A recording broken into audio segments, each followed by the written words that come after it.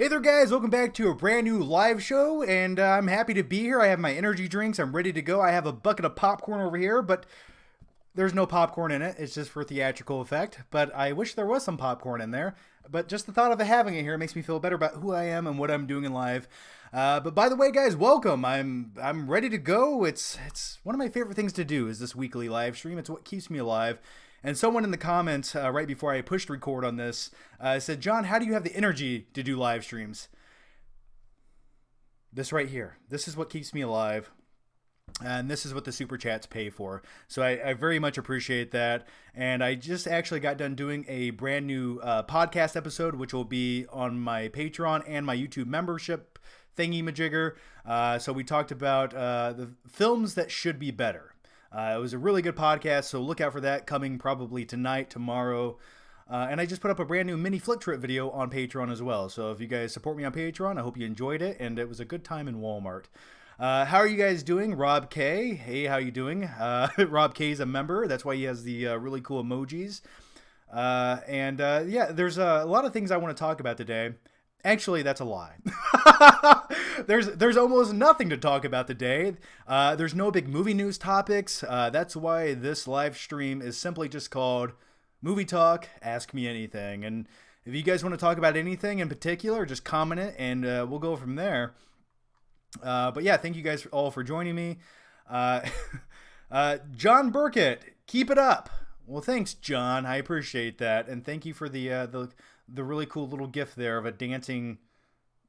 It looks like a dancing blob of goo. It looks like a dancing booger with lifting weights. I don't know what it is, but I like it, and it makes me feel good about what's happening right now. Someone asked me right before the chat started, John, don't you think it's odd that your last name is Flickinger and you're a movie buff? And you know what? That's not something I realized until I went to make my YouTube channel name back in 2010. I was like, my last name is Flickinger. Maybe I should use the word flick in there somehow, some way. And that's the spawn of my channel. That is the creation. Mr. Down. Thank you for the super chat, Mr. Down. Very much appreciated. No question, though. That makes me sad inside. Claudio Rogajan. Hey, Claudio. Long-time follower here, and he always joins me for the live streams. You said you can relate to Patrick Bateman. How so? For legal reasons, I can't disclose that. You know, the thing with Patrick Bateman is he has all these weird internal thoughts. He's maybe a slight sociopath. But sometimes the way that his mind works, my mind also works that way. Just a wave of awesomeness washed over me when I saw our table was in a good location. Paul Allen, we go to the same hairdresser, though I have a slightly better haircut. I'm not kidding you. I've looked at other people's like designs, not so much their business cards, but like maybe their logo or something. And I thought to myself, oh my God, it's slightly better than mine. And it just drives me crazy inside. And then sometimes I do get naked and run down the hallway with a chainsaw screaming. So that's one other thing I do. John Burkett. Hey, John Burkett. Hey, man. Thank you. Thank you for becoming a member here on YouTube. I do appreciate that. And look out for the podcast and the cool extra bonus vlogs I put just for members and Patreon members. So I do appreciate that, John. Thank you. David Dillon. What are the top 10 and worst list, man? Oh, where are the top 10? Yeah, so the top 10 best and worst list, they're coming. I promise you.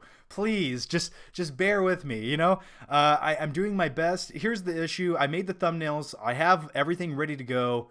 I just have to record them, and every day I get a chance to do it. I either do a podcast, I do another video, I don't have the time to do it, or I'm doing a live stream for you guys, so you guys can look at my stupid face for the next few hours as you eat some popcorn and sip on your tasty beverage, though I do hope it has no more and no less than 3 ice cubes. Man of Steel 2? Question mark? Yeah, you know, I think the time has come and gone for that, unfortunately. You know, Man of Steel was probably my favorite DC film, or at least the DC films after the Nolan trilogy of Batman movies, and I really wanted that. But it just, I guess it didn't make enough money for DC, and they wanted to go a different direction and make really bad movies like the Justice League. But yeah, I was super disappointed that we never got Man of Steel 2. But maybe there's hope. I don't know. Last time I checked into it, I remember at one time Matthew Vaughn was possibly going to direct it, then he dropped out. So I think the time has passed for Man of Steel 2, unfortunately. And I think they're going to take a break from Superman and then try to reboot the whole DC EU universe. Who knows what they're doing? I don't know at this point.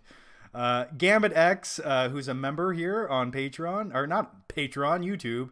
Have you ever seen 1408? Yeah, I've seen 1408 with John Cusack, and it's okay. I watched it one time, I believe, in the theater. I wasn't in love with the film. I remember thinking it was okay the one time I watched it. I don't really have any deeper thoughts than that, unfortunately, right now. Have you seen Jimmy Hollywood with Joe Pesci? I think only you and I, Josh, know about that film. I've never heard anyone else reference that movie. I did see that film. It used to show on, we used to have HBO and Showtime, and that's how I discovered that movie. I used to watch it occasionally because they would show it like 3 times a week. And it is kind of a bizarre film. It's about an aspiring actor doing anything he can to make it. And I did like the ending to that movie. David Dillon! I love you, John. Thoughts on Shazam and Uncut Gems? Well, I love you too, David. Yeah, so a few thoughts on Shazam. I liked Shazam. The thing about Shazam was I much preferred the kid, Billy, and not so much Zachary Levi as Shazam wearing his pillow stuffed superhero suit, which I thought looked really bad and took me out of every scene he was in. But other than that, I liked it. I thought the story of Billy, the young troubled teenager who was living with this foster family, was just a really, I thought that was a much more compelling and intriguing story. And every time he turned into Shazam, I never felt like that same kid was also Zachary Levi, older, but as a superhero. It felt like it was just completely two different entities to me. And it's sort of like the same issue I have with the movie Big. The young character of Josh in the film Big from the 80s, he was sort of like this troubled kid who was a bit more complex and felt real. And then you had Tom Hanks playing the older version of him as an adult, but it felt like Tom Hanks wasn't playing that younger kid. He was sort of just impersonating what a stereotypical kid would be. But yeah, Shazam was fun. I liked that it wasn't a super huge budgeted comic book movie, which made it feel a little less bloated and more enjoyable. As far as Uncut Gems, if you want to be stressed out and on the edge of your seat and watch a film where everything can go wrong and will go wrong, Uncut Gems is the movie for you. I think it's one of Adam Sandler's best movies and possibly like the last decade. Joshua Garrison, do you have a favorite American Psycho scene? Where do I even begin with that? I think some of the scenes that I like the scenes that no one really talks about. But I do like when he's at the restaurant with Paul Allen, and they're asked if they want to hear about the appetizers, and he's like, not if you want to keep your spleen. And then also the one scene where he goes into the restroom and he starts washing his hands where he has gloves on. And plus, don't look at it, eat it. David Dillon. Already answered your question. Okay, let's go to the next one. Lights, Camera, Jackson. No more. I can't. No more Lights, Camera, Jackson. There's only so much I can do. There's only so many of those I have, and I don't want to use them all up right now. Edwin DeJesus. What's up, John? Big fan for years. You're still amazing. Well, thanks, man. And thanks, Edwin. I do appreciate that. And thank you for watching for so many years. And thank all of you guys for watching right now and sticking with me for all these years. And like I said, I have no major movie news topics. Sort of a slow week for movie news. So that's why we're doing sort of an impromptu movie Q&A, Ask Me Anything, which is fine. You know, it's a good time. Chris Blass. Thank you for the super chat, Chris. Do you think... This is odd. Do you think would happen if Marvel and DC movies never existed? And what was your first reaction to watching Spider-Man in 2002? What do I think would happen if no DC or Marvel films ever existed? I think Disney would have a lot less money right now. But I don't know. There'd definitely be there wouldn't be that diehard comic book movie community that you have. That would be interesting. I don't know. We'd probably have a huge influx of more original sci-fi films, possibly. Less comic book movies. That would be interesting from a movie perspective. I'm not quite sure because I like a lot of the movies, so I don't know if I want to live in that universe just yet. Yeah. And my reaction to Spider-Man 2002, I remember watching it, liking it, but even as a kid or a teenager watching that, I thought, wow, Tobey Maguire looks too old to play a high school kid. That was the thought going through my mind watching that movie, but I really enjoyed it. And I also thought Willem Dafoe was phenomenal as the Green Goblin, though I hated his Power Ranger green plastic helmet suit. I was like, why don't you guys just use like prosthetics on his face to make him actually look like a disfigured Green Goblin rather than wearing this just crappy suit? Azim the Dream Reviews, man. Hey, thanks for joining me here again on the live show. Hey, John, do you think press screenings matter? I ask because we small YouTubers have to wait to put out videos until movie actually comes out. Yeah, we live in a day and age right now where I do believe press screenings do matter because if you're not first, you're basically last on YouTube, and that's the lifestyle I've lived. When's the last time you saw me being the first guy out with a movie review? It's impossible. Even if I go to an early press screening, there's people who go to early press screenings the same day, the same time. They do a cartwheel, a backflip, drive 500 miles per hour home, and poop that movie review out instantaneously. Meanwhile, I go home, I make the notes, I want to think about the movie, and I put it out the next day. So, my whole thing is take your time. If review a film, but put out the best review you can. Just because you're not first, it doesn't matter. I mean, sure, being first does help the YouTube algorithm and does help get a few more views, but you'll never be first. So as far as press screenings go, I do attend them. But where I live right now, I have to drive about 2 hours up to Nashville to go to the early press screenings because in my city there are none, which is sort of unfortunate. So I have to really dedicate an entire day to going to a press screening, and I usually only savor that flavor for like the big movies I know that a lot of people will care about. So yeah, I think press screenings do help. Because if you're first on YouTube with a review, you're gonna grab the casual viewers that want to know thoughts on a movie. But if you can't do it first, don't worry about it. Do it when you can and make the best video you can. That's my motto. Go to the midnight showings if you can. Rando Commando 41. Hey John, I must apologize. I accidentally put 4 ice cubes in my drink. Sorry. That's not a. You don't joke around about things like that. You're going to water down your beverage. It's going to change the whole formula of what's happening. Do you want that explosion of flavor in your mouth or not? That's what she said. Here's what I want you to do, Rando Commando. Take your hand, slap it once, never again. It's 3 ice cubes, no more, no less. You don't want to water down that beverage. Rob K. Thoughts on Christian Bale playing a villain in Thor: Love and Thunder? Ooh, that's a good question. Yeah, Christian Bale is one of my favorite actors. If they're going to cast Christian Bale to play a villain, we know Christian Bale can play a villain. He also can play a very believable good guy, known as Batman. But yeah, I would love to see Christian Bale play the villain in Thor: Love and Thunder. I mean, I love the decisions that Taika Waititi makes with his Thor movies. They had Jeff Goldblum play a villain in the last movie, which was phenomenal. You are going to have questions in your live stream. So I think that'll be good. I'm curious how he's going to play the villain, though. I hope he really just chews up the scenery. Or he can just do his best Patrick Bateman impression as the villain. That's fine by me. Yeah, that's awesome. That's the perfect casting choice as a villain. That's who I would like to see play a villain in the Thor film. Though I will say, with that said, I was once excited to see... I just forgot his name. Louis Bloom. Jake Gyllenhaal, yeah. Did you like my spirit fingers? Yeah, I was excited to see Jake Gyllenhaal play Mysterio in Spider-Man: Far From Home, and then I sort of feel like that was a little bit wasted as a casting choice. It felt like any actor could have just been plopped into that role.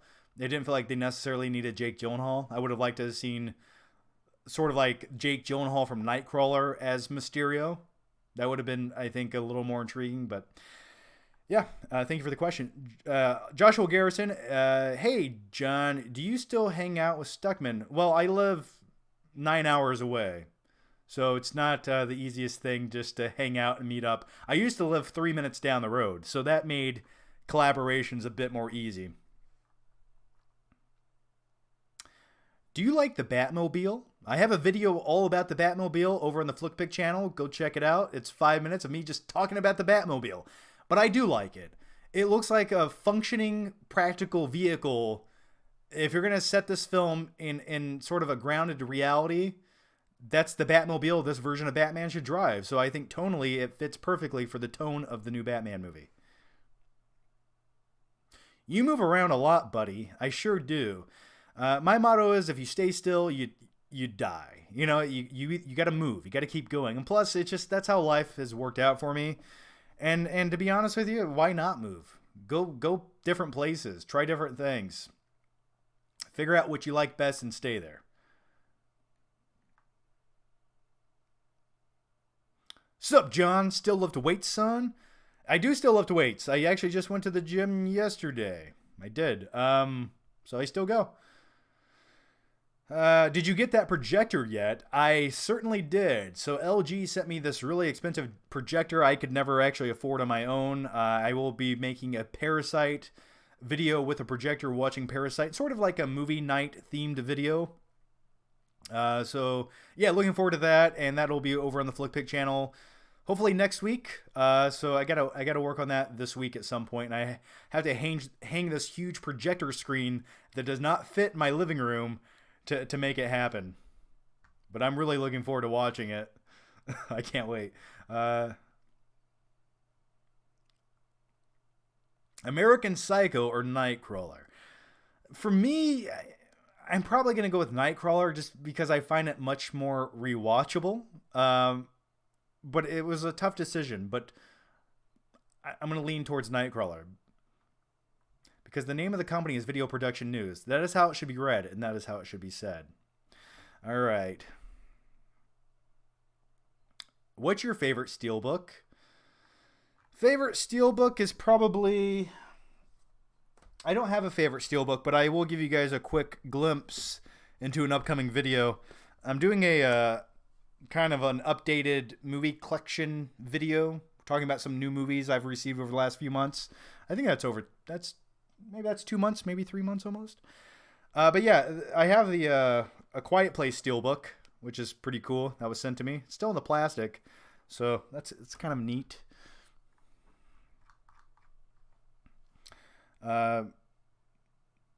Ma Tom Eddie. I think I can read, but thank you for the super chat, Ma Tom Eddie 1997. Hey John, what would you think if Daniel Radcliffe got cast as Wolverine? I think it would be a sneaky good choice. Yeah, I don't know if I want to see skinny little Daniel Radcliffe playing Wolverine. I don't know if that's believable. I still am disappointed that Tom Hardy was cast as Venom and not the new Wolverine. I thought that would have been a perfect casting choice. Daniel Radcliffe is great, but I don't know if he's the right pick for Wolverine. Like, I kind of want my Wolverine to be a big stocky dude, you know? I don't know if 148-pound Daniel Radcliffe would... I don't know if I could buy into it. Azim the Dream Reviews. You think there's going to be a bunch of box office clashes with big movies like Batman or Jurassic World 3 plus many more coming out next year? Box office clashes? I don't know. You know, I think there's room for everyone. I think the hardcore movie fans or nerds like us, it doesn't matter. If 5 great movies came out on one day, we're going to go see them all. So and if a family doesn't go see two big movies that weekend, they're gonna go the following weekend. So I like when two big movies come out the same week. I like that competitiveness. I like it. It hypes, both movies hype each other up. I like the competition. I think it sort of helps sometimes, and especially if two films are in the same sort of category, like action, adventure, or comic book movies. They're both going to do just as well. Even if one came out the following week or the week before. And plus, my favorite thing to do is when two big movies like that do come out, you buy a ticket to one. When it's over, you just walk into the next theater and you go see the movie. It makes everything so much more affordable. So yeah, possibly there could be some clashes, but it doesn't bother me. I'll go see both.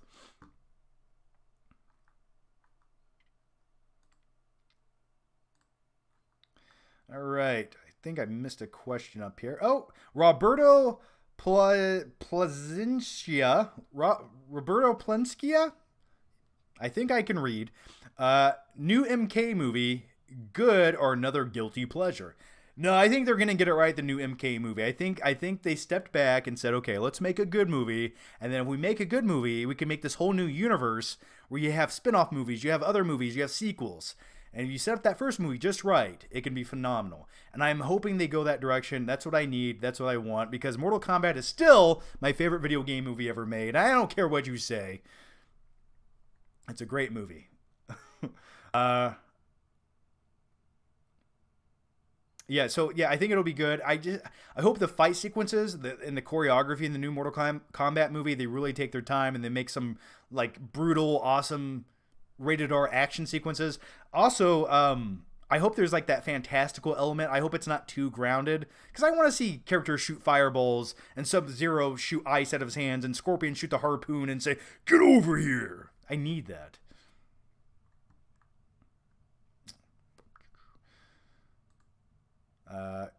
Glenn Swatsky. You guys have the hardest last names to pronounce. It's even harder than my last name. Glenn Swatsky. I'm sorry, Glenn. What about the dude from Upgrade for Wolverine? Yeah, that's not a bad choice. The dude from Upgrade, honestly, for me, I forget his name, but he was also in Prometheus, right? I always thought of him as sort of like the B version of Tom Hardy. I feel like they sort of have the same acting style. They have the same look. And if you can't get Tom Hardy for a movie, you get that guy.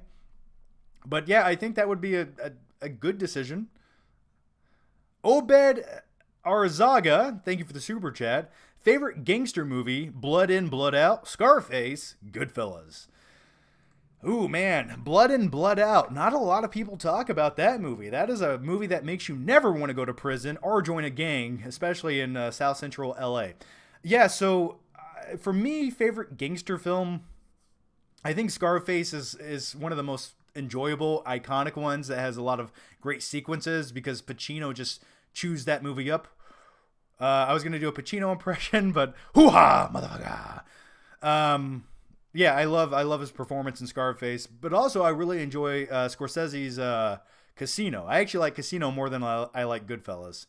I just like the setting. I like the Las Vegas setting, and Sharon Stone in that movie. Watching her as a young boy, sort of, I just don't know. I enjoyed it.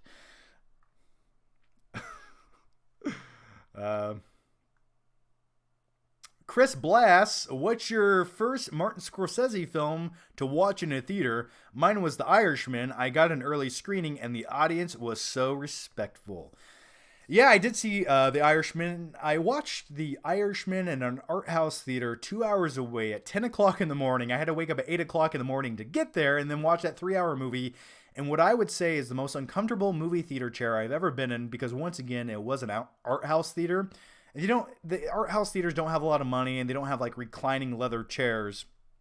So I sat ramrod straight up in a plastic little theater chair watching the movie, but the movie was so good that I didn't care about the chair. And then I bought a $9 hot dog and it was delicious.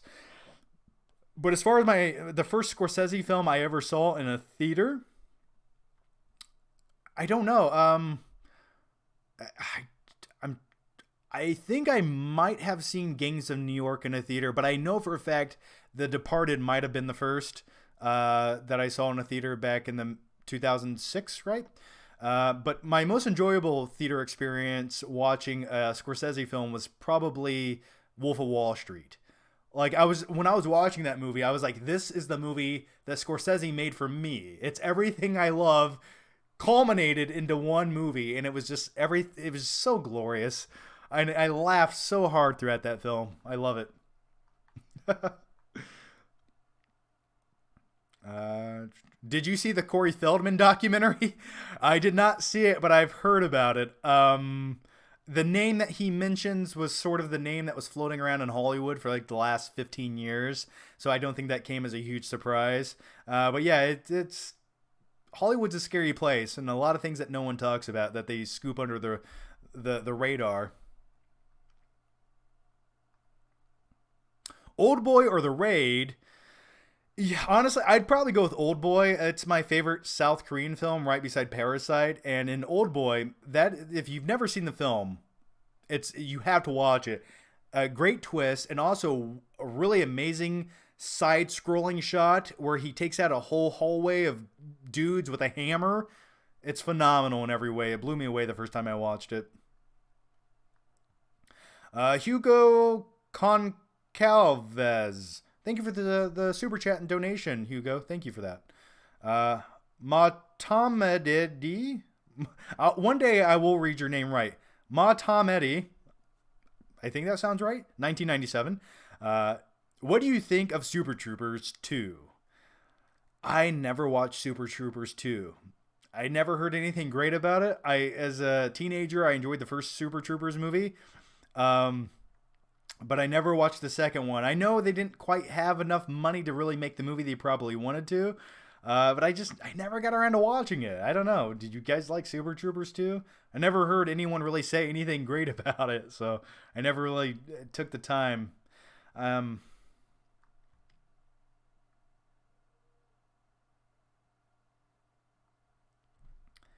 Favorite Michael Bay movies? I actually just on the podcast I just did for Patreon, we talked about some movies, and one underrated film I think from Michael Bay is The Island, starring Scarlett Johansson and Ewan McGregor.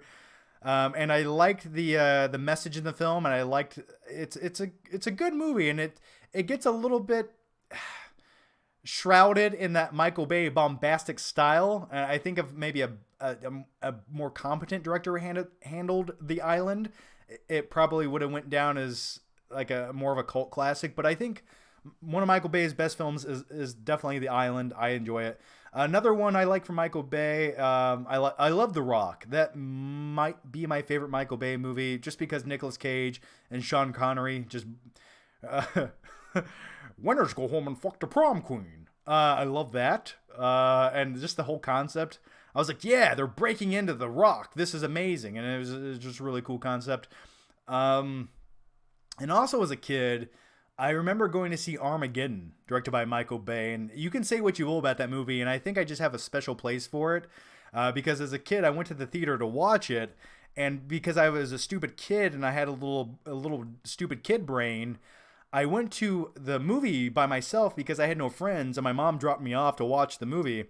And I remember I walked into the wrong theater showing the movie at like an hour and a half later runtime. I didn't know there was another theater showing the same movie earlier. I just thought this is the one. So I walked in and I sat in this empty theater for like an hour before the movie started. And I didn't even notice I just sat there, and I don't even know what I did with my time. So because I was so excited. That's how much I enjoyed going to the theater as a kid. And so the movie started. And then like an hour before the movie was over, I noticed the manager was walking up and down the hallway with a flashlight. And I guess they were looking for me because my mom thought I was kidnapped because I went to an hour later showing of the wrong showtime of the movie. So yeah, I didn't. It took until that movie came out on VHS until I finally got to see the ending of Armageddon. So that's my story with Armageddon, and that's why it has a special place in my heart. All right, let's keep going here. Some more questions. Are you going to watch WrestleMania? Yeah, I'm going to watch WrestleMania. I'm a little less excited than I was, but I like it. It's a spectacle. I like the pyrotechnics. So I'll probably watch WrestleMania. I have no. What else do I have to do with my time? Michael Pastrano, thanks for the super chat, Michael. Thoughts on Train Spotting 1 and 2, Johnny? Johnny Fucksboy. Thank you for that, Michael. Um, I really like the first Train Spotting movie. It's a film that makes you never want to do hardcore narcotics, but I really enjoyed it. That was like my first introduction to Ewan McGregor, and I really enjoyed the film. Danny Boyle, right? And then the second Train Spotting, I never watched it. I never got around to watching it.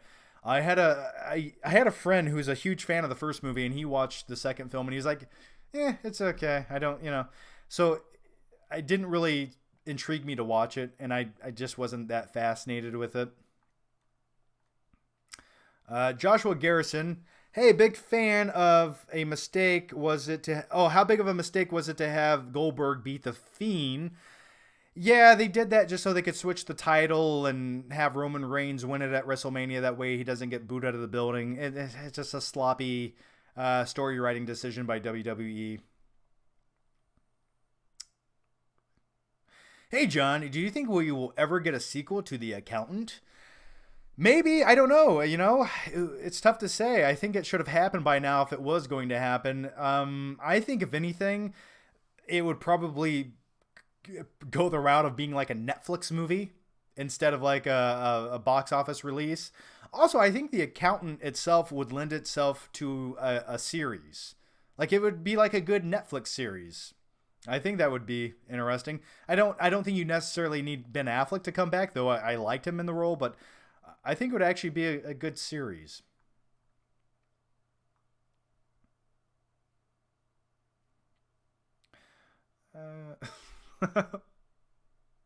All the Transformers movies are awesome. I'm going to disagree with you on that. I'm going to say I like the first one, and everything after that was it was a Transformers movie, sort of, kind of. The Ruby Tuesday. Thanks for the super chat. Best animated Batman film. Probably, I think we have to agree with The Mask of the Phantasm, right? That's the best Batman animated movie. Yeah, I'd definitely go with that. Mask of the Phantasm is the best animated Batman movie. Hey, John, James Bond or Ethan Hunt? I'd probably go with James Bond. I think he just has more charisma. Ethan Hunt to me isn't so much of a character as it just feels like Tom Cruise. It's like, here's Tom Cruise as a spy. Here's Tom Cruise shooting a gun. Here's Tom Cruise jumping off of a building. And I like watching Tom Cruise do those things, but I don't feel like it's so much of a character. James Bond is a character, right? He has so many great attributes. So I'd probably go with James Bond if I had to go from a character standpoint. And plus, one of my favorite action films of all time is Casino Royale.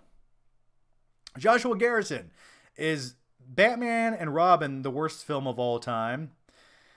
Well, yes and no. It's I don't think it's the worst it's the worst Batman film of all time, but it's also, it's so bad it's watchable.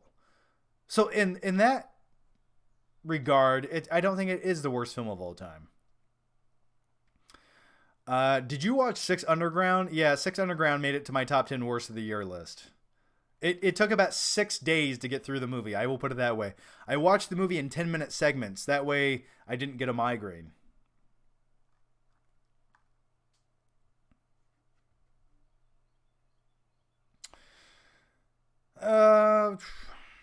New Batman, your thoughts? Greetings from Germany. Well, hello to Germany. Yeah, I've talked about the new Batman movie extensively in the last few videos over the last few weeks over in the Flickpick channel. Go check out those videos, man. I talked all about the Batsuit, the Batmobile. My thoughts, I'm looking forward to it. The more I see, the more I like it. I will say it's a different direction, but I'm excited to see how it goes. Just the fact that it's going to be sort of that film noir detective version of Batman that I think a lot of films skimmed over on. That's what gets me most excited. I like that they're streamlining the movie, and it's not going to be this over-the-top comic book movie. It's going to maybe feel like a condensed real film.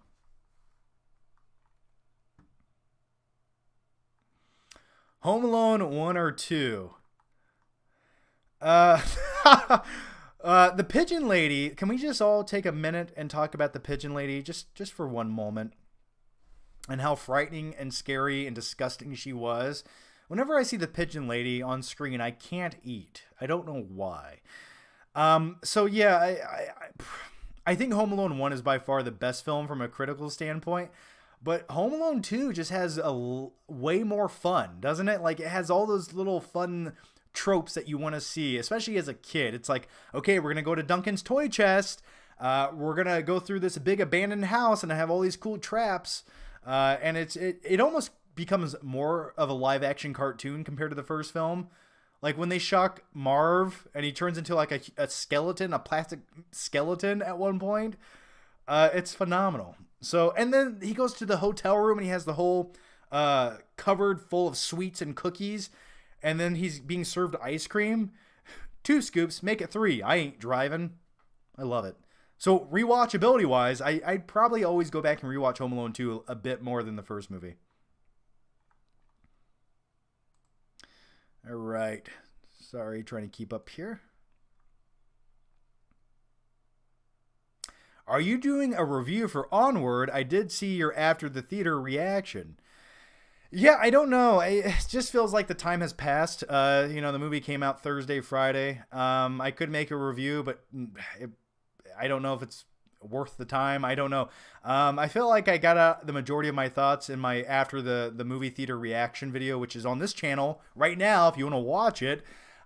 So yeah, I'm not quite sure, but I did really enjoy the film Onward. Maybe, you know what, thinking about it, I do have more to say. I have like 5 other videos I think I need to put out before that. So, I don't know. We'll see how I feel tomorrow. But I liked Onward. I felt like the third act saved that movie. And it gave me those feels. Godzilla versus King Kong. Are you excited? Yeah, I'm excited. I've heard the runtime of the movie is going to be under 2 hours. And so it feels like they were just sort of getting to the point. Hey, let's make these 2 giant CG monsters fight and make everyone happy. I'm excited. It can either be a great movie or it's going to be like a disaster of a movie that just falls apart. I'm hoping it's great. But leading up into this universe that they created with Godzilla and King Kong, I'm not that excited to see it. You know, I didn't really love either of the Godzilla films, and the King Kong film I didn't really love either, but I'll be there. I'll watch the movie. Hopefully it's awesome. Randall Commando 41, thanks for the super chat. Who is the best sword fighter in movies? I don't know.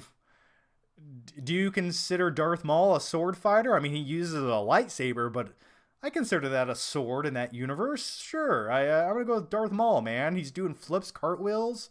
Yes, please. Also, you could go with the character from Princess Bride.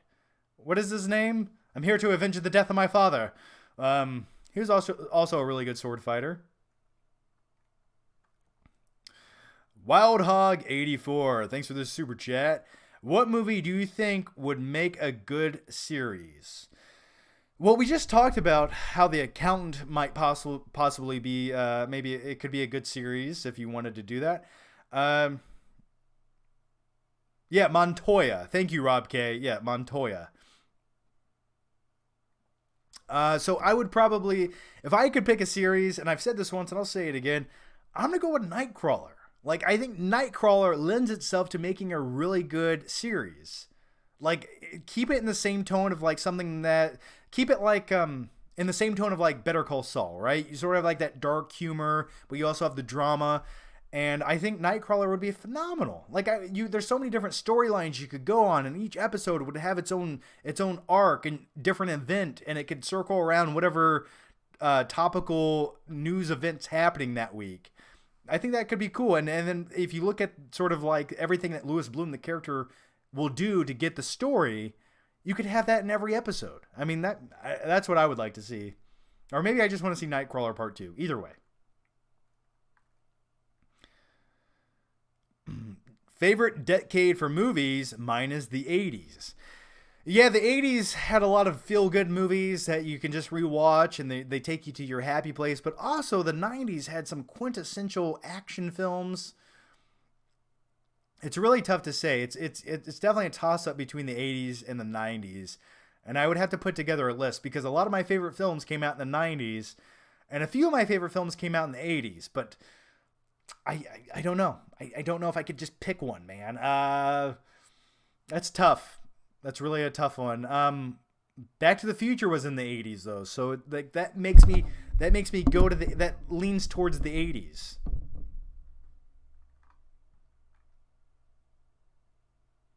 Which movie needs more baby oil? I think all films need more baby oil. But I was Over the Top has more than enough baby oil. Um, I think any action film needs more baby oil. Any movie starring The Rock should have more. I think the Fast and Furious films need more baby oil. Absolutely. Gotta have a shine on those muscles, or else what are you doing there? All right, don't spam the chat, or I just will. I'll just block your questions. I read them. I'm reading it. I see it. You got to calm down, man. Too much caffeine. Jesus. John, are you excited for Denis Villeneuve's Dune? Yes, I'm excited. Yes, I am excited. I put it in my most anticipated movies of 2020. Can't wait to check it out. Are you excited for the live action Mulan? Sort of, kind of, not really. So here's my thoughts on Mulan. As far as the animated movie goes, it was never one of my favorite Disney animated films. I would actually say it's in my bottom. And there's nothing wrong with the movie. It just wasn't something I connected with. As a kid, I watched it like once or twice, and I was like, yeah, hey, it's okay. So as far as like the live action version, um, I hope it's good. I'll definitely check it out, and I will be doing a review. So look forward to that. Azim the Dream Reviews. Thanks for the super chat, Azim. One bad thing you think can happen in the Batman and Jurassic World Dominion. By the way, how excited are you on a scale 1 to 10 for both? Batman's a 10 out of 10. Definitely excited. That's got to be my most anticipated movie of 2021. As far as Jurassic World, I'm hoping it's good, but my expectations are low going into it after Fallen Kingdom. But the fact that the entire planet's going to be overrun by dinosaurs, or at least I hope it is, and it has Jeff Goldblum and the original cast coming back to actually add some charisma to the movie, that gets me excited as well. I mean, and plus dinosaurs. Just give me some dinosaurs eating people. I'll be mildly entertained, as long as the movie doesn't take place in a rich guy's mansion. Musktap Reviews. Thanks for the super chat. I know you're not a huge DC TV guy, but is or was there anything you watched DC related TV wise? I really like Ralph's return as Soups in the CW. How about you? Yeah, the only thing I really enjoyed when it came to a series was I enjoyed the Daredevil series that was on Netflix. I thought that was really well done, and that's sort of how I think a superhero series should be handled. As far as like the CW superhero shows, they sort of just feel like CW superhero shows to me. They feel sort of disposable. I've heard some cool things. I know a lot of people like the Flash show. I could never really get into them. They just tonally weren't on that scale I feel like they need to be. And it's like, I think if you're going to make a series, you need to pick a hero that translates well to a series that fits into the budget that you have for it. And something like Daredevil made sense. As far as like a hero with all these superpowers, I feel like that's just best left to like the cinematic film version of it. Joshua Garrison, John, could you help me clean my room? No, I'm not gonna. No. Have your mom help you clean your room. Wild Hog 84, thanks for the super chat. What impression are you going to do this week? Well, that's up to you guys. What impression would you like to see this week? You have 3 to pick from: Morgan Freeman, Arnold Schwarzenegger, or Al Pacino. or Mark Wahlberg. You have 4 to pick from. That's all you get. Favorite 90s show? As a kid, Beavis and Butthead, King of the Hill. I liked The Simpsons up until probably 1999. Other TV shows I liked, Married with Children. In the 90s, also, there's one random show I used to watch all the time as a kid, and I never could pinpoint the time that it was on or when it aired, and I think it was on the Discovery Channel or something like that. It was like Behind the Scenes or Movie Magic, or it was something like that, and it was like a half-hour show where they dived into like what you would consider bonus feature material now, but they talked about like how they made movies and like the miniatures and the CG effects. And this was back in like 1997, 98 that this show would be on, and I loved every second of it because this was before we had, bonus features on DVDs or Blu-rays or YouTube to go watch the making of. So that stuff always blew me away as a kid when I watched it. Mark Wahlberg, do a Tommy Wiseau. Oh, hi, doggy. Maybe I'll save the Mark Wahlberg impression for a little bit later. Favorite Shane Black film? Maybe The Other Guys. Maybe The Other Guys. As far as like his writing credits go, I don't know. Did Shane Black also direct? I know he wrote Lethal Weapons. Did he direct a Long Kiss Goodnight with Gina Davis? I know he wrote it. I don't know if he directed it as well. Ricardo Franco. Hey, Ricardo Franco. Hey, John. Hook or Jumanji? Yeah, thanks, Ricardo. And Ricardo's a longtime supporter on Patreon. And by the way, I'd like to take credit right now for something I did for Ricardo. I inspired him and got him hooked on drinking Diet Dr. Pepper. I must drink myself about 16 Diet Dr. Peppers. Ricardo, thanks for joining the live stream here. I'm going to go with Hook. Hook is my favorite go-to happy place movie. You rude, crude bag of pre-food chew, dude. Rufio. I want a cookie. I want a party. Me. I. It's one of my favorite films of all time. I watch Hook around every holiday season. And I actually have Hook on 4K back there. And it's brand new in the plastic. Actually, no, that's a lie. I lied to you. But I have yet to watch Hook on 4K. But I did watch the deleted bonus features on it when I bought it, which were intriguing. So thank you, Ricardo. The next one comes from Gambit X, The Room or Batman Forever. Probably Batman Forever. As much as I loved watching The Room, it's not like rewatchable. Batman Forever, I can go back and revisit every once in a while just to see how terrible the movie was. I love watching every scene with Tommy Lee Jones because you can just tell he does not want to be in the movie.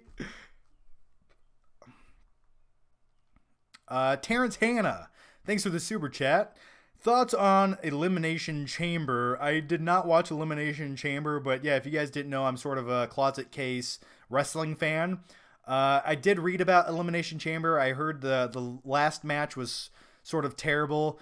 I heard Daniel Bryan had a wardrobe malfunction where his balls came out of his trunks. And also, I heard it was sort of an underwhelming show. As it is, it's sort of just like a placeholder until you get to WrestleMania. So I didn't really watch Elimination Chamber. Wild Hog 84, thanks for the super chat. I'm excited for Cobra Kai Season 3. What do you think the premise will be? A Daniel/Johnny team up?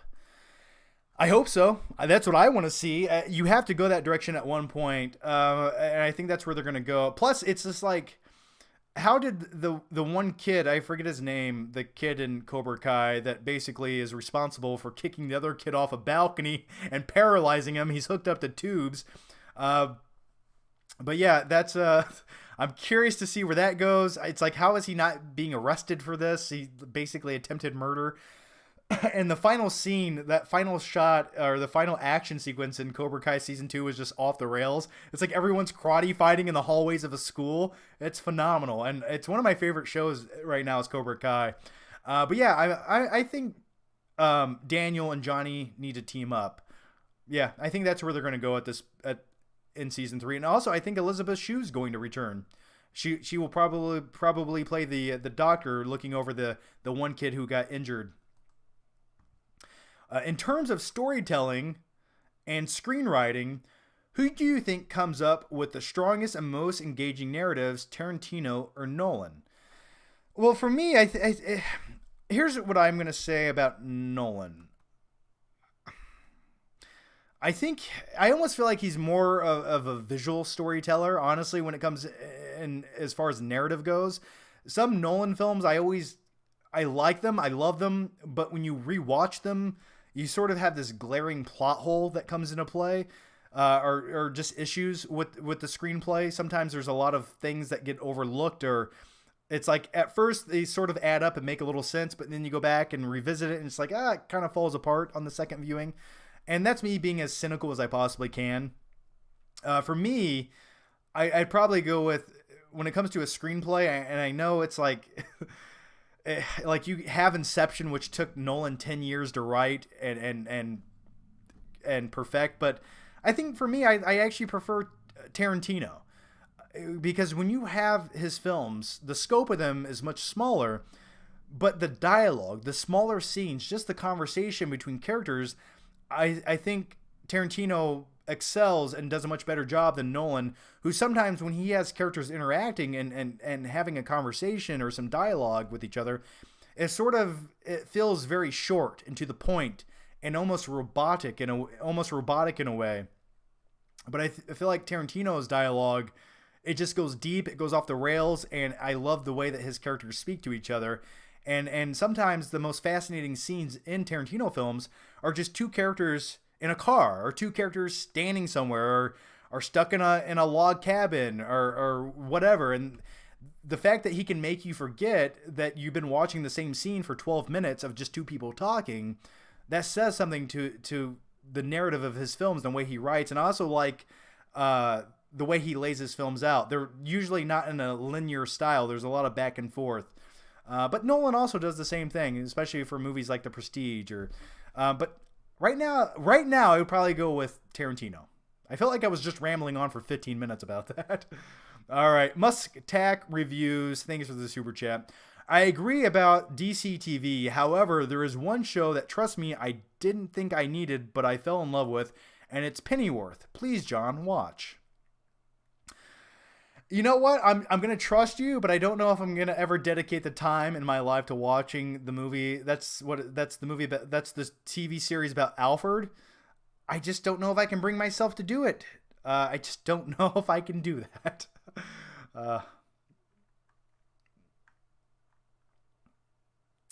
Nick Torillo, thank you for the super chat. Worst ending in a good movie. Worst ending in a good movie? That's a good question. That's a great question. Gosh,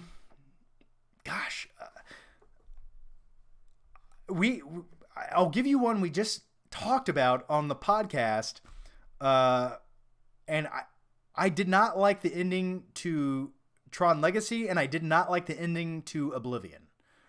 Like two films that have great first acts, but sort of falter by the third act of the movie.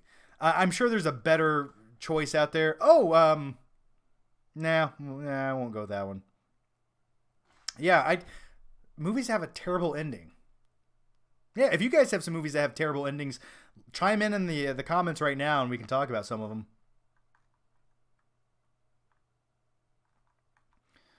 All right, the next one comes from Jay the Movie Maker. Hey, Jay the Movie Maker. Thoughts on Spielberg's exit on Indy 5?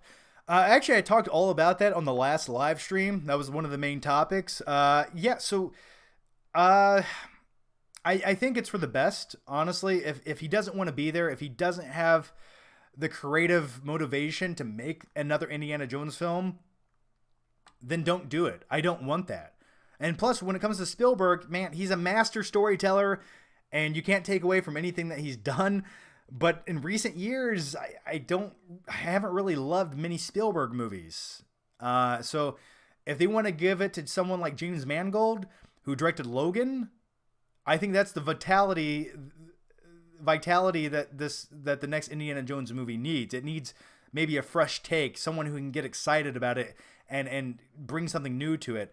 But I also do find it odd that Spielberg does not want to redeem himself for Indiana Jones 4. But what else does he have to prove, right? So, yeah, I'm digging it. I hope James Mangold does direct it. Did you watch Corey Feldman, The Truth? I did talk about that a little bit earlier in the stream. I did not watch it. I heard the name that was mentioned. I think that's the name everyone probably expected. So, yeah. I love Corey Feldman, though. Hey, you guys, it's Corey Feldman. That's my Corey Feldman impression. Are you excited about Aladdin 2? No. I'm not. I will keep it real with you. 1917 should have won Best Picture. I disagree with that. I think Parasite was who should have won. That was my personal favorite.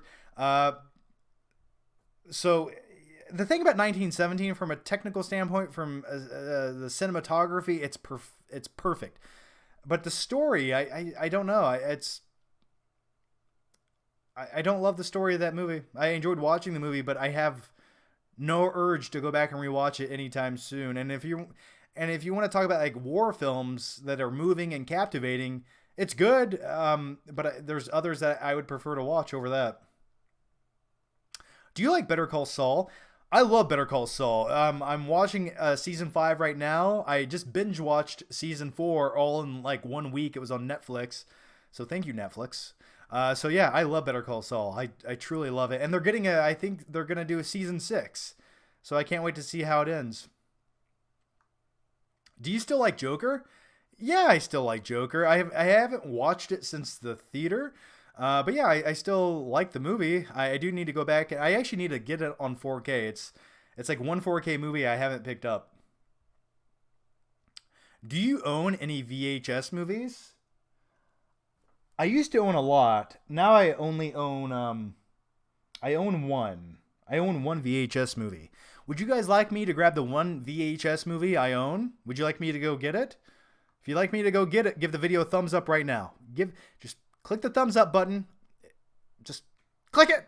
And I'll go grab my one VHS movie. And I'll talk all about it for you. You'll love it.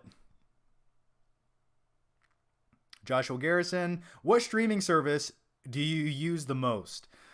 Honestly, I watch a lot of YouTube TV. It has like the live feed. I record my shows on it. I usually, honestly, probably at this point, YouTube TV, which is overpriced and is sort of glitchy. But beyond that, probably Netflix. A lot of people are saying yes. You want me to go grab it? I don't know. You got to give the thumbs up the video, and I will go grab that VHS copy, and I will cover myself in baby oil, and I will talk about it. Jeremy Cattle, Goodnight Studios. Thoughts on movie theater subscription plans? And then I'm probably going to go grab that VHS copy. So, yeah, I think the subscription plans, depending on which one you get, are good. Obviously, what was the one that failed miserably that was ripping people off and they weren't living up to their reputation? What was that? The guy did a promotion for them like 10 years ago. Movie Pass. Yeah, Movie Pass. What a piece of shit. So anyway, yeah, I think it's good. You know, if you're gonna go see a new movie every week, yeah, why not do it? You know, why not save some money? I think it's smart. I don't currently use any, but I think if you're a hardcore movie fanatic, yeah, definitely do the theater subscription plan. I think it makes sense, and it's a smart thing for the movie theater to do as well. It's a subscription service, just brings in constant customers and revenue, and I wish the deals were a little bit better than they are typically, but yeah, I think it's a smart thing to do. All right, let me go grab this VHS copy real quick, and then I'm going to answer some more questions. I will be back in 5 seconds.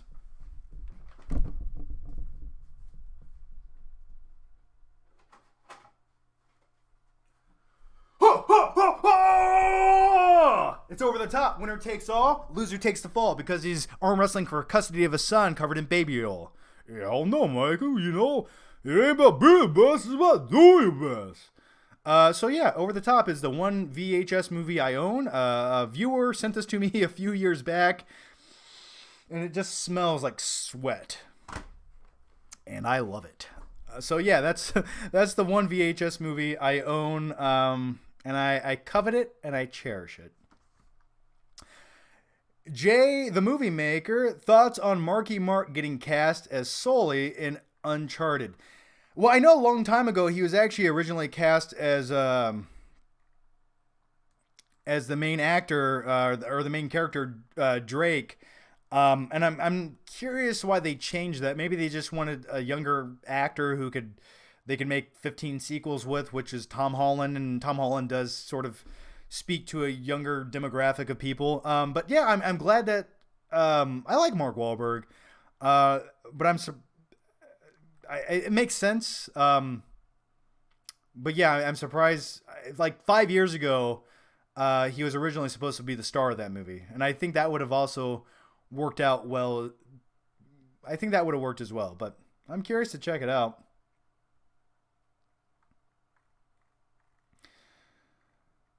All right. Worst Disney movie ever, John. The worst Disney movie ever would probably be the worst live action Disney movie is The Lion King. Wild Hog 84. If Nicolas Cage had been cast, who would you rather see him play? Lou Bloom or Patrick Bateman? That's a good question. Man, it's hard to take away from either one of those roles because I think Jake Gyllenhaal and Christian Bale just were too iconic. I think honestly, Nicolas Cage playing Lou Bloom in Nightcrawler would have been exceptional. I think that would have really elevated the dark comedy in that movie, and just some of the random stuff that Nicolas Cage says that isn't, some of the lines that he gives in films are nowhere in the scripts. Oh, what's that in your bag? A shark or something? So that could be a good time. Maybe that'll be. I would like to see someone do a deep fake with Nicolas Cage's face on both of those roles, on Lou Bloom and Patrick Bateman.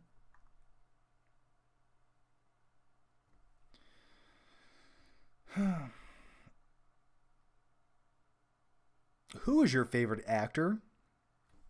Favorite actor? I have like a top 5. I love DiCaprio. Probably Christian Bale. Jake Gyllenhaal is definitely in there. I'm trying to think of a few other actors I really enjoy. I would say those are like probably my top 3 as of right now. Bring back movie nights, please. You know what? You probably will be getting a new version of Movie Night. I will talk about Parasite in a Movie Night video. So how's that for you? Is that enough? Does that fulfill your need for a movie night? We could do a live stream movie night. You guys could watch me watch a movie for 2 hours. We could do that. That's a possibility. That could be fun. That could be fun. All right. So many windows open. I don't know where I'm at right now. What is this? Okay. All right, trying to keep up with your questions here, guys.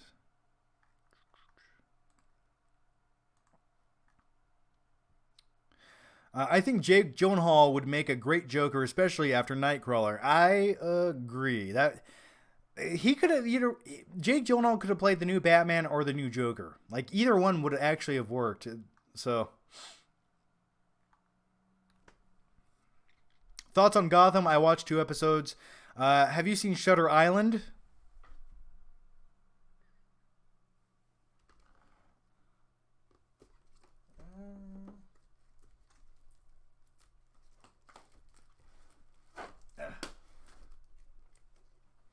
I have it right here. Look out for a brand new Blu-ray collection update video. I will talk about. Don't fall. I will talk about it. Yeah, I've seen Shutter Island. I actually have not revisited that film since it came out in theaters. So, That's an underrated Scorsese film. No one really talks about that movie. Yeah. Oh god, no, I'm not talking about that. What's your favorite A24 film? Probably the Lighthouse as of right now.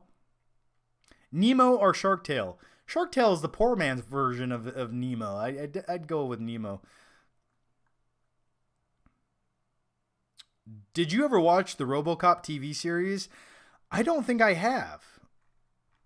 And if I did, I expunged it from my memory. I don't remember anything about that if it was a thing. Have you been to Poland? I have not been to Poland. Jay the Movie Maker, thanks for the super chat.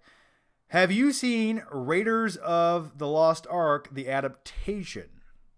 Raiders of the Lost Ark, the adaptation.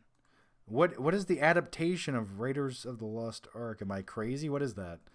I'll look it up right now. Is it adaptation? Oh, is that the is it like a fan film? Oh, yeah, okay. Now I know what you're talking about. Yeah, that was like a big fan film a group of kids made. Yeah. Actually, I think there was a story about that a long time ago where that lived on like VHS, like in like a cult-like community for so many years until it blew up on the internet. So I've never seen it though.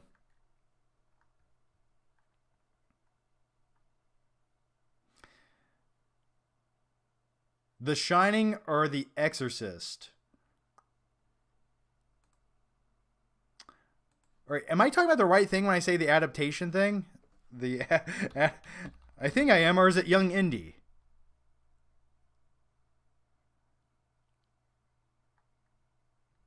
Yeah, it's a shot-by-shot remake of Steven Spielberg's 1981 feature film. Yeah, so they basically just reshot the entire film, which is interesting. All right. Favorite Kubrick film?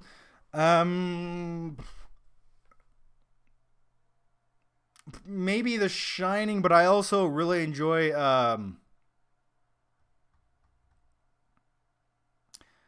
yeah, probably The Shining. Full Metal Jacket I really love, but I love the first act of Full Metal Jacket. Like the first act of that movie I wish was the whole movie. Thoughts on Frozen 2? I have that Blu-ray back there as well to talk about, so you're just going to have to stay tuned till my Blu-ray video, but I didn't like it. I did not like it. Thoughts on Broken Arrow? Ooh, I'm good looking. Dude, Broken Arrow is like a quintessential 90s action movie. It's everything you want in an over-the-top action movie. John Travolta just was chewing the scenery up in that movie. He just didn't care. Yeah, I love Broken Arrow, and I always liked Christian Slater. Like, he wasn't in enough movies, in my opinion. I always liked him as an actor. He always sort of felt like he was doing his best his best Jack Nicholson impression.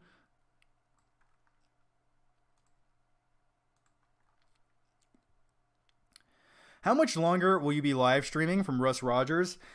I don't know. Probably. I don't know. It just depends. It depends on. Whenever this runs out is when I stop. So this is about half full. So I'm ready to go. But I might take a restroom break in a few minutes though. Matthew Machioko, thank you for the super chat, Matthew. Are you excited for the new Mulan remake? We did talk about that earlier. Slightly excited. I think I might be seeing it. I was invited to go watch it in ScreenX, and I did a sort of like a sponsorship with ScreenX before. But yeah, I'm probably gonna go see the new Mulan movie in a ScreenX format, which is kind of cool. So it's like a ScreenX movie is sort of like you have 3 screens, and it immerses you more into the film because you have the sides of the screens on the side of you, which gives you like a 270-degree viewing angle. Sort of just makes you feel like you're in the environment, and it's really good for action movies. So yeah, I'm excited to watch it in ScreenX. Rando the Commando 41. Thoughts on Jojo Rabbit? I have yet to see Jojo Rabbit. Just waiting to see it. Haven't got a chance to do it, man. And I've heard good things. I've heard mixed things. I've heard it's good, but not amazing. But the director, uh, who directed Thor Ragnarok. I trust in him to make a good movie. I have not watched it though. Must Tack reviews. Lana Rhodes or Abella Danger or Brandy Love. I don't know, man. I know what those are, but not a fan of either of them.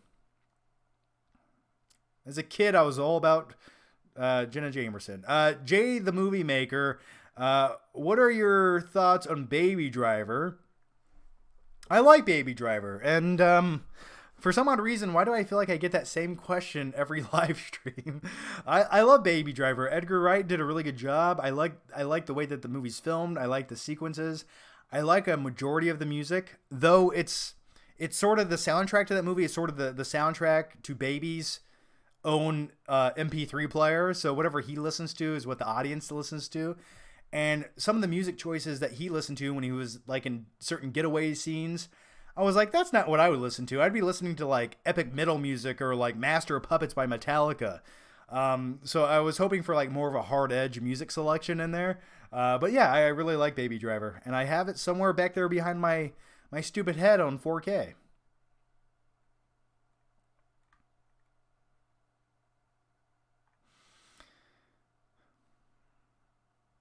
Are you going to see the Clifford the Dog movie by Gambit X? I didn't even know they're making a Clifford the Dog movie.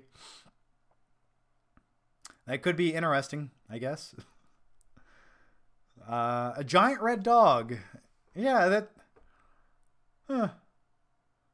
How? Just make it King Kong versus Godzilla versus Clifford the Dog. Have a nice tie-in. Have you finally settled down? We can't handle another moving. Yeah, I'm moving actually again next December. So I'm actually moving next December again.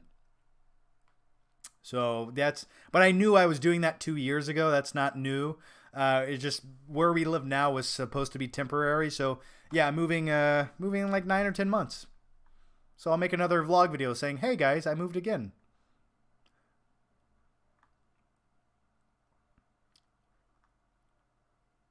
Quote The Breakfast Club. You know what my parents gave me for Christmas? A pack of cigarettes. Hey, Johnny, smoke up! I think that's how the quote goes.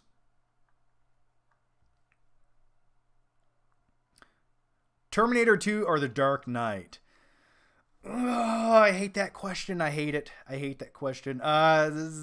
If you're going to say which one's the quintessential action film of the two, it's T2 Judgment Day, which I think is the best action film ever made. But The Dark Knight, it does a little bit more than that, right? There's action. There's the crime drama element with the superhero comic book genre blending all into it. So, but if you're going to just say which one's the action movie, I'm going to go with T2. Travman93. You work one movie character's day job, whose? Oh, if I had to pick the day job of one movie character. You know, Louis Bloom's technically sort of a night job, but Lou Bloom's character in the movie Nightcrawler, going around, driving around all night in LA in like a cool souped up muscle car, recording crimes and accidents.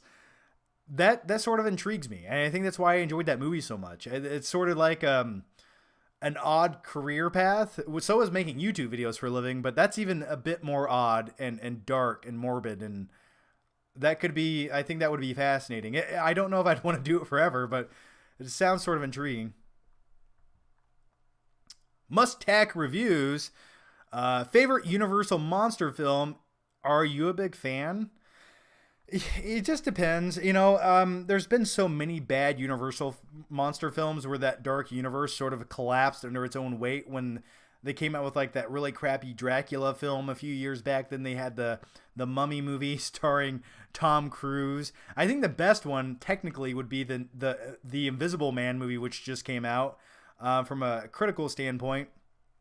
But with that said, I sort of always had a guilty pleasure love for Van Helsing, the 2005 Van Helsing movie. I know. Don't judge me. It's just so fun to watch. It's so bad, I find it highly entertaining. And plus, Hugh Jackman, he turns into a really shitty CGI'd werewolf at one point and fights Dracula, who's like a big muscled up guy who looks like he is like a character in the video game Killer Instinct or something. I like Van Helsing. But then you can go back to the classics. But yeah, is it sad I'm going to say Van Helsing right now? Don't judge me.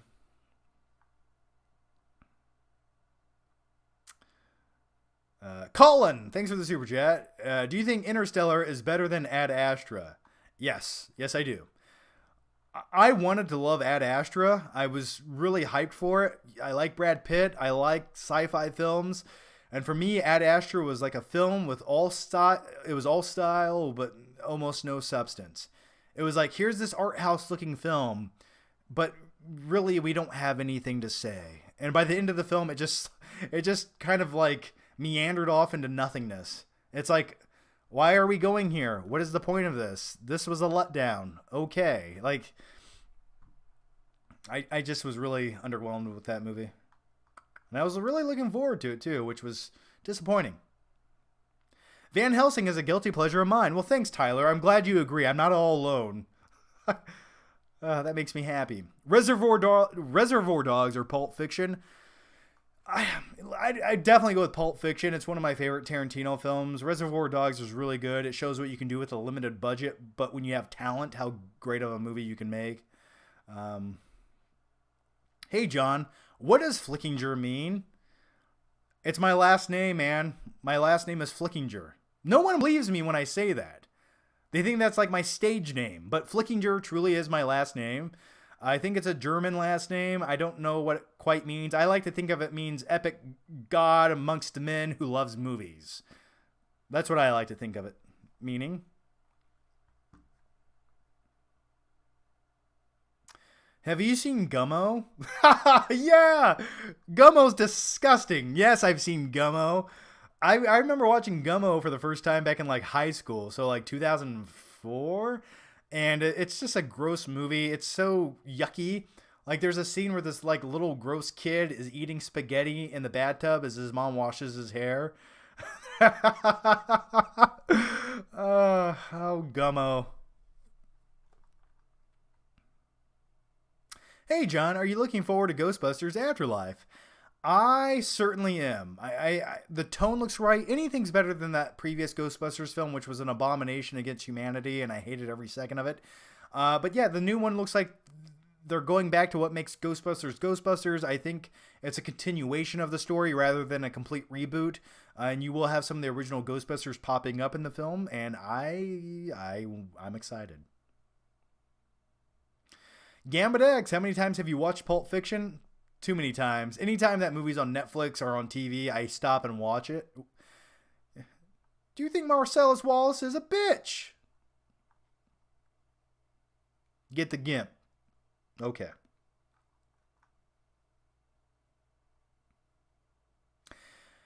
John, have you seen Irreversible? I remember he said John has seen Irreversible. I'm sorry, John can't read. I have seen Irreversible. It's one of those yuck. It's one of those seedy movies that make you feel uneasy, right? What's your favorite movie genre? Probably if I could just pick one, probably like action adventure films. Usually always do it for me. I like any movie that's immersive where you can go on this journey that's pure escapism from your everyday life. That's the type of movie I've always really enjoyed. But with that said, I also enjoy movies that are grounded and take place in one location. So, are you excited about The Hunt? I don't know if I would use the word excited. Will I watch the movie? Yes. Do I hope it's so bad that I laugh? Yes. So with that, yeah, excited's not the word I'm going to use. John, are you excited for Tenet? That was my number one most anticipated movie of 2020, so no, I'm not excited at all. I don't want to watch it, and I won't watch it ever. Yeah, I'm excited. Of course. I can't wait to watch Tenet. It is my number one movie of 2020. Please I just want to go into Tenet and get the same like goosebumps and wow factor that I got when I watched Inception for the first time.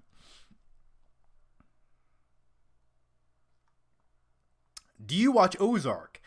I do indeed watch Ozark. The new season starts in a few weeks, and I'm looking forward to it. It's sort of like another version of Breaking Bad in a way, and that's fine by me. I love films about smart criminals who get in over their head, and that's exactly what Ozark is. Rob K, have you seen Swiss Army Man? I've not seen Swiss Army Man. Drumbeats29, thanks for the super chat. A film you love that has a bad casting choice. A film I love that has a bad casting choice. Let me search my brain here for a few minutes. That's a tough question off the top of my head. Because every film I love, it's usually from a character standpoint, and I think I can't imagine anyone else playing that character. Man, why don't you guys comment some... let's talk about that question for a minute here. Why don't you guys comment a film that is great but has a bad casting choice? Because I can think of a lot of bad movies that have bad casting choices, like Batman and Robin cast George Clooney to play Batman. Hey, Freeze, I'm Batman. It's like... I'm curious what you guys think. That good-looking quote was from Face Off, not Broken Arrow. I know the John Travolta quote wasn't from Broken Arrow. I know. It's just what I like to say.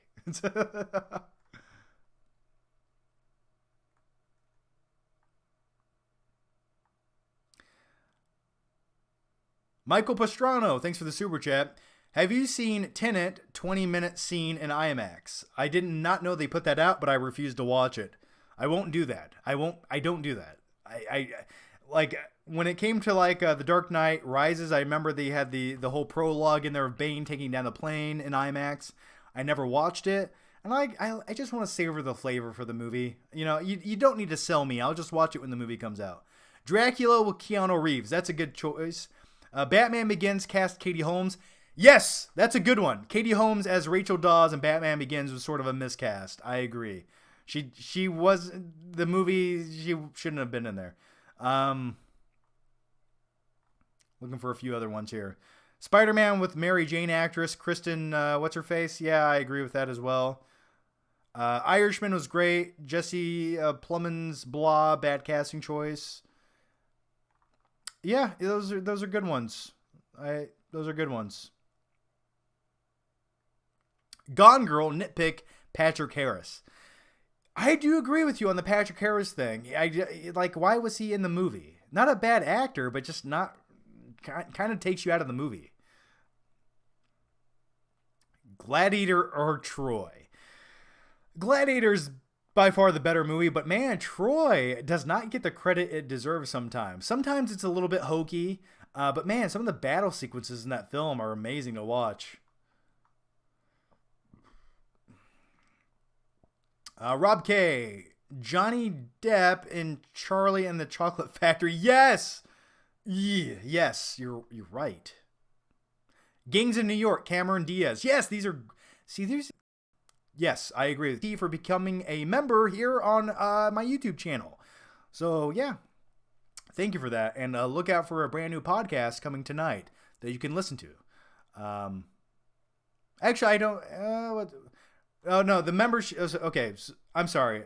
I'm still learning the membership thing on YouTube. So, yeah, you gotta join the membership thing where you can listen to the podcast. But now you can leave cool emojis in the super chat. That'll be a good time. And watch my my mini vlog videos that I post just for members. Your first celebrity crush. Probably Michelle Pfeiffer as Catwoman in 1992's Batman Returns. Like, watching her in that latex suit eating birds, I was just like, what's this? So that might be the first one.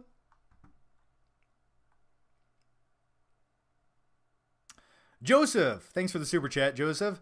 Thanks for the entertainment. Salem's Lot, 1979. Yeah, I have seen it once. I used to own one time it was very rare. It was an out of print DVD of the movie I found in a pawn shop for like $1. I watched that movie one time. I know that's like a cult classic. And dude, I honestly can't remember much about it. I need to go. That's one movie I should go back and revisit because it was probably 15 years ago since I watched it.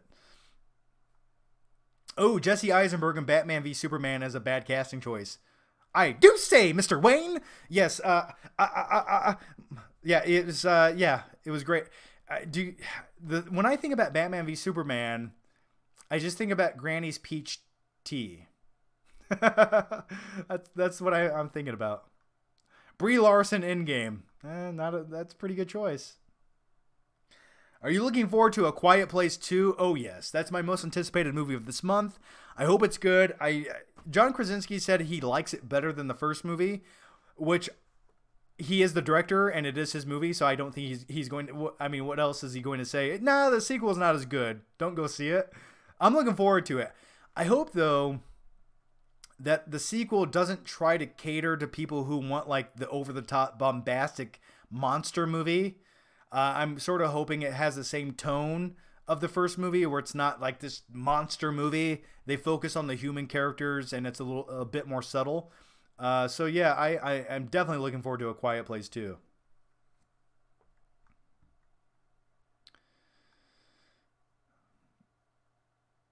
An acclaimed movie that you hate.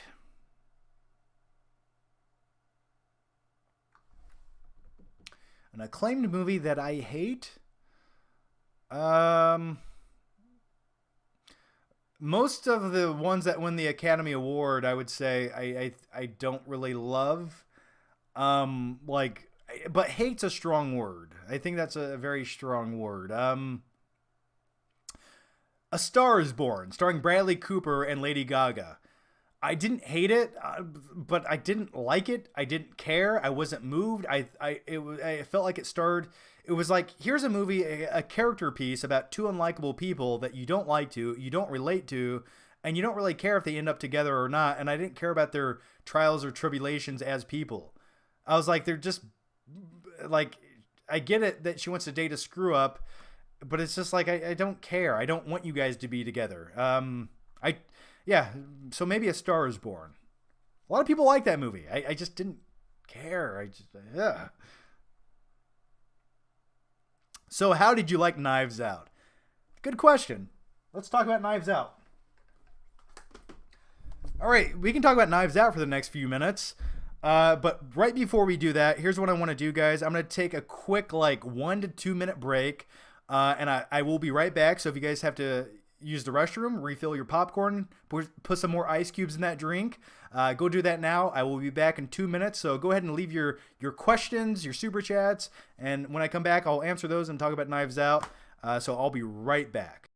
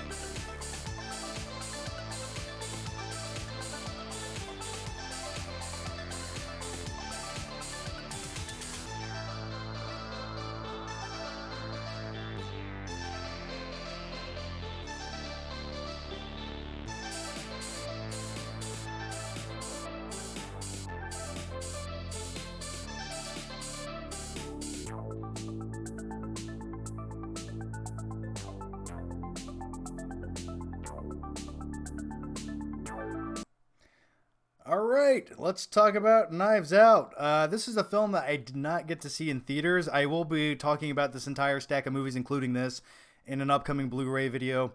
But yeah, I was pleasantly surprised, and I liked watching this movie at home on 4K. The 4K looks amazing. I love the way that this movie looks. And Rian Johnson, I thought was well, I will say I enjoyed his directing in this film a lot more than The Last Jedi. So yeah, I think this is the scope and the tone and the genre that he should stay in. And I believe Knives Out 2 just got greenlit, which makes sense because this movie didn't cost a lot of money to make, and people loved it, and it got a lot of critical success. So I'm looking forward to a sequel. And I liked the whole spin on the murder mystery whodunit genre. And I thought the way that this movie was laid out, I was happy with it, because typically in these movies, they have a big twist, and you wait till the very end of the movie for the twist, and the same thing happens in this film. But early on in this film, there's sort of another twist that gets answered, and then the twist of that is how you keep up that lie. And I thought that was really intriguing. I thought that was a really good way to do a fresh take on that genre. So I really enjoyed this. I will say Daniel Craig's Southern Kentucky Fried accent was odd, to say the least. It's you can clearly hear the British accent slipping through. So I'm hoping maybe they touch on that in the sequel, where they just say, yeah, he's not really from the South, he's just a British guy pretending. That's what I at least hope they do. But I liked the main actress in the film. I liked Chris Evans in the movie. I thought he did a really good job. And overall, I just like films that, for the most part, take place in one location, like this huge mansion that this movie takes place in. And it's something about that's sort of like cozy, and I enjoy watching it, especially like if it's raining outside. Like, that's the kind of movie I want to watch. Yeah, I really enjoyed Knives Out, and I would recommend checking it out. My one criticism might be some of the meta humor that Rian Johnson forces into the movie every once in a while, and some of it's like a little too much. For example, there's like some lines about the president. I'm just like, like, well, he didn't need to put it in the movie. And then there's another thing about like Twitter. You can just tell he was unleashing his hatred towards people on Twitter throughout this film. But yeah, overall, I really enjoyed Knives Out. I recommend checking it out.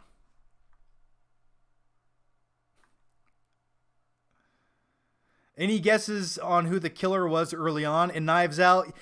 Yeah, I had a guess. But even if you guess who did, even if you guess who you think's responsible, there's so much more that goes into it. And even, I guess you could technically say the killer didn't really know what they were truly responsible for in the film.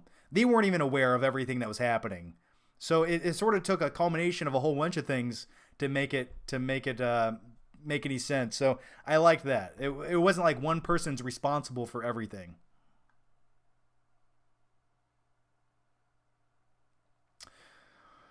Gambit X, Super 8, or Star Trek. I'd probably go with the J.J. Abrams' first Star Trek movie. Super 8 was okay to me, but instantly forgettable, and I hated the third act of the movie. Oh, there's an answer to somebody's question earlier. Yeah, I hated the third act to Super 8. It just feels like it abruptly ends, and it wants you to like feel emotions for this creature that just murdered everyone in this small town, and as it flies away in its spaceship. But you're just like, okay, bye, creature. Why are people crying? Adam Nash, thanks for the super chat. Adam, hey John, are you accepting fan mail? If you do, where do we send it to? Would like to send you a few stuff and some Vegemite. Ugh. I still remember when I got Vegemite. That was disgusting. But yeah, I do not have a P.O. box currently. I'm probably moving out of state next December. So when I move, I will get a new P.O. box. In the meantime, maybe, I don't know, maybe I will. The thing is, the thing about the P.O. box is it's really cool that you guys send me stuff, and I like everything that you send. But sometimes people send a lot of big stuff, like posters, and I don't have room to keep it. I don't have room to hang it. So really, it's just like me storing stuff that you send, unless it's small. So yeah, I would like to do another P.O. box. I would like to do more of the fan mail unboxing videos. That was always fun to do. because it was like Christmas every time, and I really enjoyed it. But maybe in the future, I will definitely announce it if it does happen. John, imagine if Shawshank starred Tom Hanks and Harrison Ford. Yeah, that originally was the one of the ideas. They also at one point wanted Tom Cruise to be in the film, which would have been odd. Yeah, I'm glad they got Morgan Freeman and Robin, or I forgot Andy Dufresne's name. Tim Robbins. Yeah, okay, that's it. Movie Squad, thank you for the super chat. Do you like anime? Or it says, do you anime? I do not anime. You know, I've watched some anime films, but I never got into it, man. I never got into it. I guess that's unfortunate for me. I don't know why. It just never connected with me. You're moving again? Yes. Yes, I am. but for good reason, I promise. Any movies that you think should be remade? I mean, typically you want to aim to make movies that weren't that great the first time. You want to remake those. Off the top of my head, I'm trying to think of a movie that should be remade, and the unfortunate thing with remakes, they're not really that much better. I have no faith in most remakes, except for Dune, which is going to be a remake. I'm really looking forward to that. See, that's how you should make a remake. You take it, give it to another director who's gonna improve upon the original, and so remakes off the top of my head, no, not one that I need to see.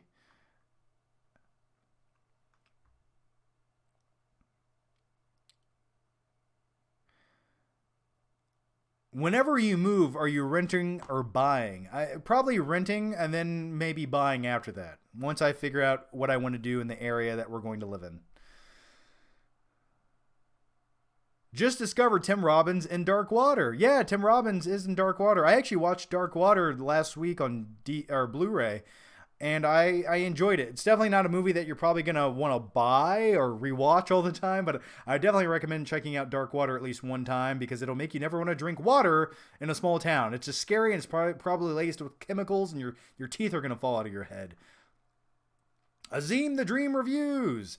What is the point of press screenings anyway? Are they free? I watched Stuckman's rant on moviegoers. Do you prefer screenings or midnight shows? Yeah, so the point of press screenings are to invite, it gets early buzz out to a select group of people. So sometimes with press screenings, you have the press there, people that write for newspapers, media outlets, or guys who make YouTube videos. And then and sometimes they also invite general audience goers who can go in there and watch the movie and give their thoughts, and then they go home and share their opinion on Facebook or whatever. So it's just early buzz for the movie. It's like, it's cheap marketing for the studios to get like early buzz out. And typically if there's no press screening for the film, that means it's probably a bad movie, and they know the buzz will be negative, and it'll kind of not make anyone want to go to that Thursday or Friday showing in the movie. But that's the point of press screenings. Are they free? Yes, press screenings are free. And usually I get like an email once or twice a month for a new press screening. I get more than that. It's just a lot of movies I don't want to drive 2.5 hours to go see at a press screening. So yeah. And do I prefer press screenings? It really just depends. Sometimes press screenings, when it's just the press and there's no general audience there, like when I went to see The Lighthouse, it was just like 15 people. It was all press in the theater, and typically those are the types of people that will be respectful. They're not loud, and the general audiences that go to press screenings they're there for a free movie, right? So most of them are just loud and obnoxious. But yeah, I prefer press screenings. It's quiet, it's relaxing, and you always have a seat reserved, so that's nice. And plus, they are free, even though I drive 2.5 hours and spend $30 in gas to get there. But I do enjoy them. Plus, you get to see the movie early. What's not to love? Movie Squad. Thanks for the super chat, Movie Squad. Do you have a book that you want to see as a film? Fun story on that. I remember back in 2008 reading the novel for the Meg.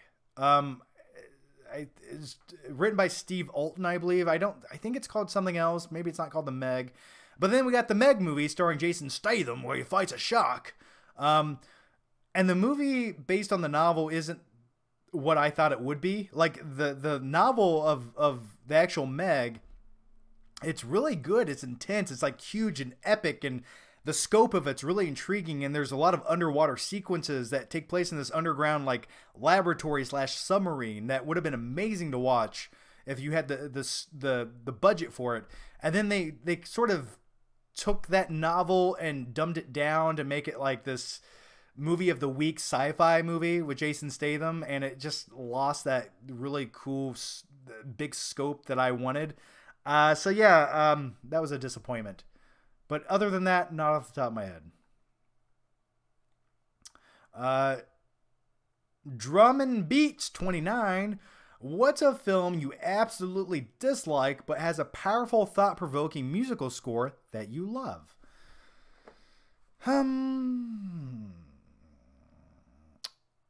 See, dislike, I can't, I don't dislike it. I just don't love it. Probably the film Oblivion, starring Tom Cruise. I thought that score by M88 or M80 or whatever, I thought that was a great score, very uplifting. It was a beautiful score. Like, you can just listen to that whenever you're relaxing or like cleaning up the house or working in Photoshop or editing a YouTube video or whatever. But I didn't love the movie, but it had a great score. And I would say the same thing about like Tron Legacy. Great score, right? But the movie itself, eh.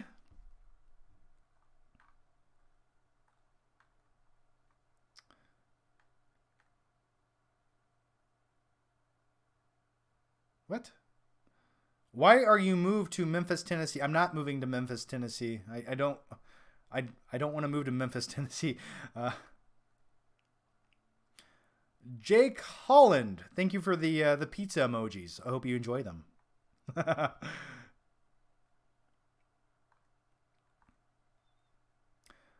uh, Gambit X, GoldenEye or Tomorrow Never Dies. Probably gonna go with GoldenEye on that. Who would ever say Tomorrow Never Dies? That's just awful. Bad movie. Terrible.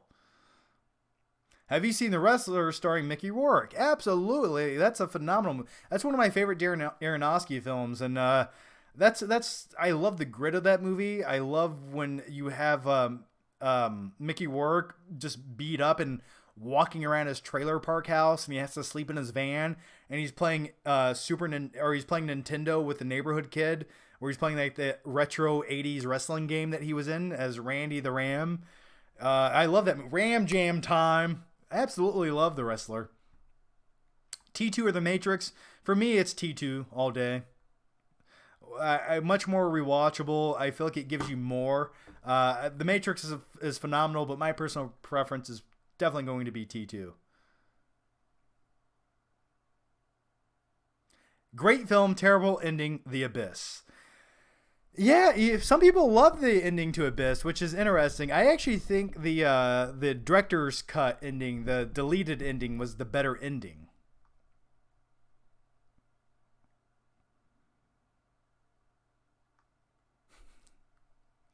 Thoughts on Titanic? Fun story about Titanic. I went to go see Titanic in the theater as a kid. I was really into the Titanic at the time. I was sort of like a little history buff in fourth grade. The Titanic sunk April 14th, 1912.